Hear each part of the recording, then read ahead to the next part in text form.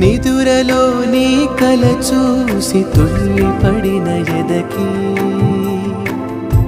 ఏ క్షణం ఎదురవుతావో జోల పాటవై ఆకలని అడగక ముందే నోటి ముద్ద నువ్వై ఏ కథలు వినిపిస్తావో జాబిలమ్మ